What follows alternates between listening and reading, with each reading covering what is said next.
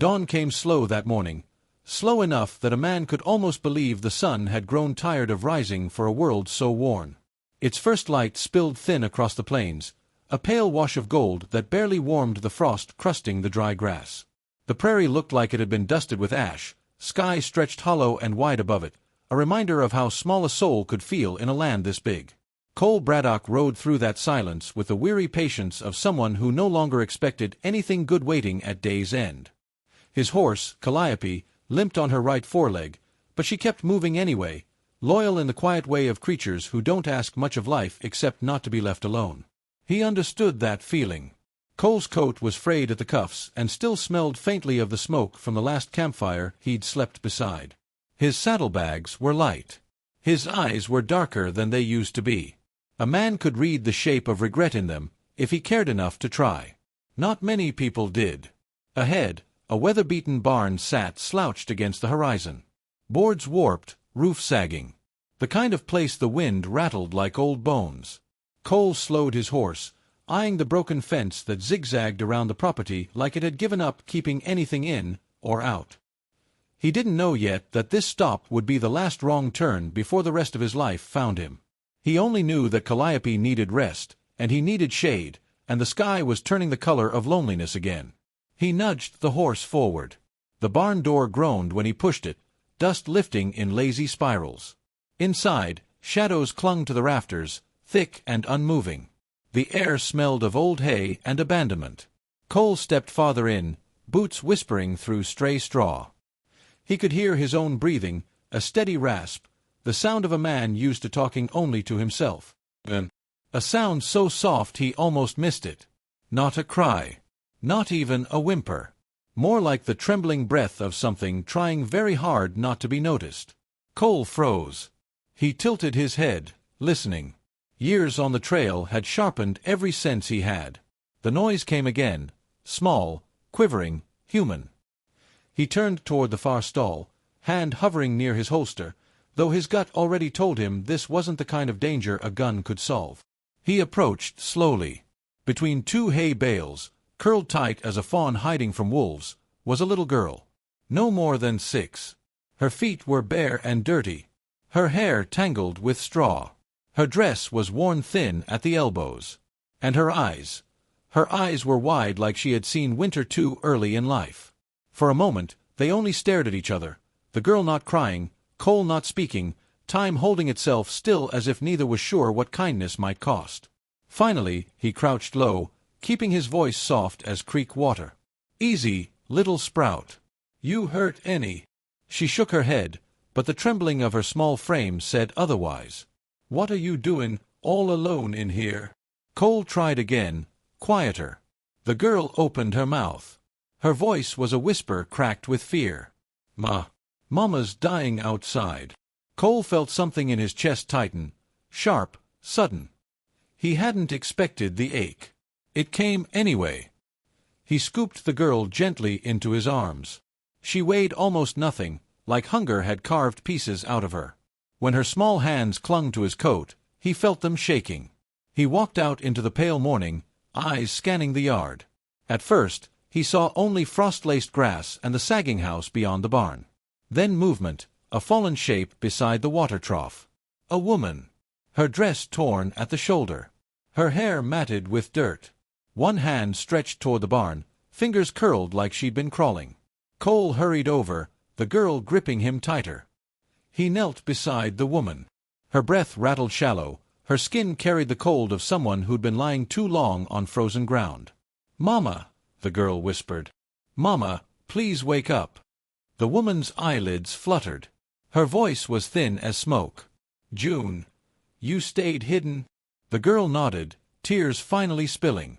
Cole eased the woman onto her side, checking for wounds. No blood. No bruising. Just exhaustion. Illness. The kind of sickness that steals strength by degrees until falling becomes the only thing left. "You're burning up," Cole murmured. "I don't need help," the woman whispered, though her voice betrayed her. "We don't take charity." Cole swallowed. Pride like that didn't come from stubbornness. It came from being judged too many times by people who believed they were better. He knew that kind of hurt intimately. "Ma'am," he said gently, "this ain't charity. This is bein' human." Before she could protest again, the rhythmic clop of hooves approached. Sheriff Alder Pike rode past the fence line, 2 ranch hands with him. He eyed the scene, lip curling. "Well," Pike muttered, loud enough to carry, "strays attract strays. Place like this starts rottin' soon as a man dies." The words cut sharper than a blade. Cole didn't rise, didn't defend himself. He only pulled his coat off his back and wrapped it around the woman's trembling shoulders. Pike and his men rode on. The woman, Mara Elling, Cole would later learn, tried to push the coat away. "I'll manage," she rasped. "You're not managing," Cole replied softly. "Let me get you inside." His hands shook as he lifted her, a tremor he hoped neither of them noticed. She was light, frighteningly so. June followed, clutching her doll against her chest, watching Cole with a trust that felt almost like a weight. Inside the barn, the air was warmer, the shadows gentler. Cole laid Mara on a pile of hay softened by old blankets. Her breathing steadied slightly, though exhaustion still clung to her like a second skin. June curled beside her mother, tiny fingers brushing hair from her cheek. Cole stood close but unsure, caught between wanting to help and the fear of doing something wrong. The woman's eyes opened halfway. She looked at him, not with suspicion, but with a sorrow he recognized too easily. "Why are you here?" she whispered. Cole glanced at the broken rafters above them, at the dust drifting like ash. He answered in the only honest way he could. "Maybe the road decided I needed to be." Outside, the wind sighed through the barn boards, soft as morning. Inside, 3 souls, one weary, one wounded, one innocent, waited for a dawn none of them knew was coming. And the section closed with the unspoken truth settling over them. Some strangers arrive as storms, but some arrive as shelter. Morning seeped into the barn like honey poured too slowly, thick, gold, hesitant. Dust drifted lazily through the beams of light, each particle suspended as if time was trying to soften itself for the sake of the 3 souls gathered inside. Cole Braddock woke to the sound of labored breathing that wasn't his own. Mara Elling lay where he'd left her on the hay, cheek flushed with fever, strands of hair stuck damp to her skin. June curled against her mother's side like a small guardian, one hand resting protectively on Mara's ribs. Cole sat up, rubbing the stiffness from his shoulders. He'd slept sitting against a stall post, hat tipped over his face, but every sound, every twitch in the barn had found him in the night. You can't outrun old habits, especially the habit of watching over people who can't watch over themselves. He rose quietly, checked Mara's temperature with the back of his hand. Warm, too warm. But her breathing wasn't as shallow as the night before. A small mercy. The kind a man learns to appreciate. Cole fetched water from the trough outside. The morning air bit his skin, but it woke him fully. He dipped a cloth into the cold water and wrung it out. When he returned, June was awake, blinking at him with those wide, dusk-colored eyes. She watched him lay the cool cloth across Mara's forehead, his movements slow and careful. June's voice was barely above a whisper. "You know how to help her." Cole shrugged lightly. "Know enough to try." She studied him a long moment, little fingers twisting the hem of her dress. "You ain't gonna leave, are you?" Cole felt that question land deep, right where his ribcage was weakest. "I'll stay a while," he managed. June nodded, as though that was enough to unclench her small heart. She picked up her ragged doll and set it carefully in Cole's lap.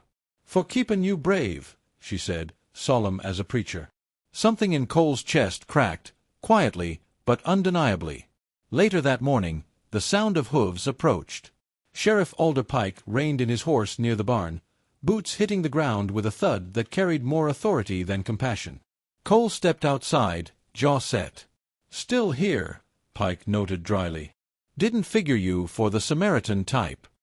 Cole didn't answer. Pike tipped his hat back, revealing eyes that didn't soften even in daylight. "Elling Ranch is 3 months behind on tax. Land'll be up for auction next week." Cole's stomach tightened. Not from surprise. Life had taught him to expect every blow before it landed, but from the quiet despair he knew this news would bring Mara. "She got a sick little girl," Cole said evenly. Pike shrugged. "World don't pay its dues through sympathy." He mounted his horse again, dust rising behind him like a judgment carried on the wind. Cole watched him disappear across the ridge, jaw working, shoulders tight. He felt something he hadn't felt in years, anger with nowhere to go. When Mara finally stirred, sunlight touched her face as though trying to coax her awake. Her eyelashes fluttered, then lifted. For a moment, her gaze was unfocused, drifting like someone halfway between past and present. Cole leaned forward. "You're safe," he said softly. "Just rest." She blinked at him, the question forming before the strength for words did. "You look better," he added gently. Her lips parted. "Why?" It took a moment before she finished. "Why are you helping us?" The question stole some breath from him. He looked away, toward a knothole in the barn wall glowing with daylight. "I been on the needing end before," he said finally, voice rough. "Didn't have much help comin'." Silence settled, a soft, heavy thing. When he looked back, Mara's eyes were wet, but her voice steady. "Still, you're a stranger." "Maybe," Cole said. "But so's everyone, till you give 'em a reason not to be." As Mara rested, Cole gathered broken boards from the collapsed stall and patched the gaps in the barn wall. Each piece of wood thumped softly into place. Small acts, quiet intentions. June followed him around, handing him nails, offering commentary only a child could make profound. "That one looks tired. That one smells like rain. That one's crooked, like me." Cole chuckled softly at the last one. "Ain't nothin' wrong with crooked. World's full of folks bent a bit by life." June grinned, revealing a missing front tooth. When Mara was awake enough to stand, she noticed the patched wall and the new hay bed Cole had made. Gratitude hit her hard. Tears threatened again, not from weakness, but from being seen. "I can't pay you," she whispered. Cole paused, brushing hay off his sleeves. "You already did." Mara frowned, not understanding. June, however, smiled knowingly. Children understand gifts of the heart long before adults catch up. The day passed in a hush of movement and warmth. Cole cooked a thin stew from the scraps he found. June stirred it with exaggerated concentration. Mara managed a few careful sips before exhaustion reclaimed her. After supper, Mara watched Cole tend the animals outside, his silhouette long and gentle in the evening light. She saw the way he touched the mule's face, soft as someone apologizing. She saw the way he moved, like a man who didn't expect to remain in one place long enough for anyone to notice him. And she realized something quietly. He cared like someone who believed he had nothing left to offer. But he offered anyway. Sheriff Pike returned near dusk, his expression harder than the sunlight behind him. "Tell the widow," he said, "she's got 7 days. After that, the ranch goes." Mara's breath hitched. A sound hardly louder than the rustle of grass, but Cole heard it. He turned toward her. She was leaning against the barn door frame, face pale. June clung to her skirt. Cole wanted to say something, anything, but the words trapped themselves behind years of thinking they didn't matter. So it was June who spoke first, soft, determined, small. "Don't go, Mr. Cole." Her hand reached out, clutching his coat. That single touch broke something open inside him, a dam he'd built over years of leaving before he could be left. Cole exhaled slowly, eyes closing. When he opened them, they were different. Resolved. Present. Homebound in a way he hadn't felt in a lifetime. That night, he couldn't sleep. He sat outside against the barn wall, staring up at a sky hollow as a prayer gone unanswered, stars scattered like old coins no one bothered to collect. He thought of the woman inside. The child who trusted him too quickly. The land that needed hands. The life he'd never let himself imagine. And for the first time in years, he prayed. Not for himself, but for them. The wind blew softly across the plains, like someone's trembling breath finally calming. And Cole realized something powerful. Some embers don't fade.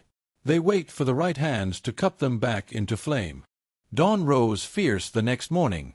Not soft like before, but bold. Like the sun had finally decided to fight for this forgotten place. The light spilled over the broken fence, across the brittle grass, and into the doorway of the barn where Cole Braddock stood, shoulders squared, as if he'd finally stepped into the shape of the man he'd once tried to be. Mara slept deeper now, fever easing. June snuggled close, one hand tangled in her mother's sleeve. Cole watched them quietly, the same way a man watches fire in a long winter, afraid to look away in case it goes out. He knew the sheriff's deadline hung over them like a storm cloud waiting for thunder. 7 days. 7 days before everything Mara owned, everything June called home, slipped into someone else's hands. And yet, for the first time in years, Cole didn't feel like running from anything. He felt like staying, fighting, belonging. The gathering storm. The ranch wasn't much. A barn with a patched wall. A house missing half its shingles. Land that had once bloomed and now lay dormant like a widow learning to breathe again. But Cole saw possibility where others saw ruin. He spent the morning repairing what he could. Clearing debris. Hauling water. Checking the fence line. Every swing of the hammer, every lifted board, every breath of dust felt like reclaiming something. Not just the ranch, but the man he used to hope he could be. Mara joined him by afternoon, leaning on the doorframe for support. Her voice was soft, but steady again. "You don't have to do this," she murmured. Cole paused, looked over at her, hair pulled back, face tired but alive. "I know," he said. "That's why it matters." Her eyes softened. Not with gratitude alone. With recognition. Two souls battered by different storms. Finally finding the same shelter. Sheriff Pike returns. By evening, the wind picked up, dust swirling along the ridge like a warning. Cole sensed trouble before he heard the hooves. Sheriff Alder Pike rode up with 3 ranchers, men hungry for cheap land and cruel enough to enjoy the taking. Their horses stamped and snorted, agitated by the tension in the air. Pike crossed his arms. "You fixin' to play hero, Braddock?" Cole stepped forward, jaw set. "Just helpin' folks who need it." One of the ranchers spit into the dirt. "Ain't your concern. Widow can't pay. Law's law." June, hearing voices, peeked from behind the barn. Her little hand gripped the wood, eyes wide with fear. Cole glanced back at her, the smallest, most fragile reason not to let this escalate. Mara joined her daughter, one arm protectively around her. Cole turned back to Pike. "She's sick. Give her time." Pike shrugged. "Compassion don't settle debt." Cole's voice dropped low. "Neither does cruelty." That did it. One of the ranchers swung down off his horse, stomping toward Cole. "You watch that mouth, Drifter." Cole didn't flinch. Didn't back up. Didn't touch his gun. This was not a fight won by bullets. "This ranch ain't yours," Cole said. "Not today." The rancher grabbed Cole's coat front, but before he could swing, Cole caught his wrist, twisting just enough to break the grip, not enough to break the man. But it sent a message. The rancher stumbled back, cursing. Pike put a hand to his gun. "Careful, Braddock." Cole raised both hands slowly. "Not lookin' for bloodshed." Mara's voice cut through the tension, frail but fierce. "This is my home. My husband built it. My daughter grew up on this land. You will not take it without giving us a chance." Pike looked at her with something almost like pity. "Chance passed months ago." Then Cole stepped between them, the last light of dusk catching the edges of his worn coat like a halo no one asked for but he somehow earned. "Sheriff," he said, voice low and steady, "if you're set on throwing out a woman and her child, you're gonna have to look that little girl in the eye and tell her she ain't worth the dirt beneath her feet." June stepped forward, tears gathering. Pike's gaze flicked to her, and for the first time, his expression cracked. Just a little. Just enough. Because even men hardened by law know when they're standing on the wrong side of it. He lowered his hand from his gun. "Fine," he muttered. "I'll delay foreclosure. 1 month. But if she can't pay, it goes." Mara sagged with relief. June burst into soft tears, clutching her mother's skirt. Cole let out a breath he hadn't realized he was holding. The ranchers grumbled, but Pike was already turning his horse. As they rode off, the dust settled around Cole like falling ash, soft, weightless, and strangely full of promise. The quiet after the storm. Night rolled in gentle and deep. Stars shimmered above the ranch, bright as if heaven itself was rooting for them. Mara sat beside Cole on the fence, June asleep inside. The air smelled of sage and hope. "You didn't owe us anything," Mara whispered. Cole looked down at his hands, scarred, calloused, honest in their roughness. "Maybe not," he said. "But sometimes a man finds something worth staying for." Mara's gaze lifted to him, steady and tender. Not rushed, not declared, just felt. "Stay then," she said quietly. "If you want." Cole swallowed hard. He'd been wandering for so long he'd forgotten what it felt like to be asked to stay, not out of need, but out of trust. He turned toward her, the distance between them small as breath. "I reckon I do," he murmured. Her hand brushed his. A small, trembling gesture, but enough to ignite every ember left inside him. And in that moment, with the moon hanging low and the barn standing steady behind them, Cole Braddock realized. Home wasn't a place. It was a choice. And he'd finally made one. Final reflection, a life lesson for the reader. Sometimes the people we stumble upon, in barns, in storms, in the tired corners of our lives, are not accidents at all. They are invitations. To soften. To stay. To believe again. Remember this. The world won't always hand you gentleness, but you can grow it yourself. In small acts of grace. In the courage to stand tall. In the choice to love quietly and fiercely. And when you do, hope grows roots. Hope becomes shelter. Hope stands tall. Just like it did here, on one forgotten patch of Western Earth, where a stranger became family.